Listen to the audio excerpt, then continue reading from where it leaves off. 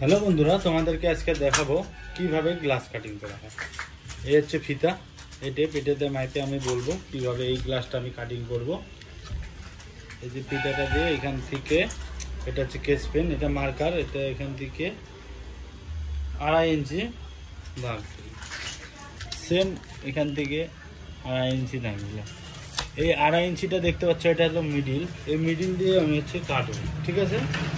এখানটা এতে কাটিং হবে এই মিডিলটার মধ্যে। দেখা যাক এবার কিভাবে কাটবো। চলো, লাগানো হয়ে গেছে।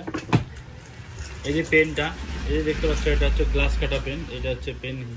এই যে পেন দেখতে পাচ্ছ, এই যে পেনটা, এই পেনটা দিয়ে আমি হচ্ছে গ্লাস কাটবো। এই যে পেনটা, পেন।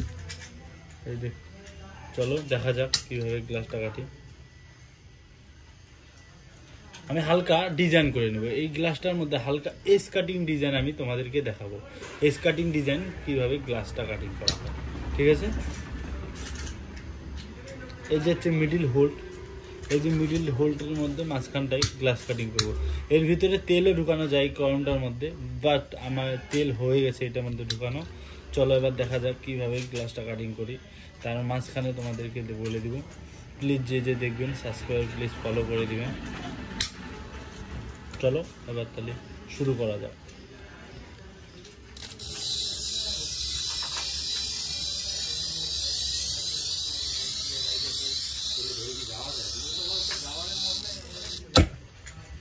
এই দেখতে পাচ্ছ মাঝখানে একবার সেম টু সেম মাঝখানে মিডিল ভাবে কেটে নিয়েছি, এটাও সেম মাঝখানে আছে, তার মাঝখানে এস কাটিং হয়েছে। এবার চলো আমি তোমাদেরকে ফাটানোটা দেখাবো কিভাবে। এটা সবভাবে ফাটানো যায়, এইভাবে ফাটানো যায়, এইভাবে ফাটানো যায়, বাট আমি তো এইভাবে ফাটাই বেশিরভাগ ভালোবাসি।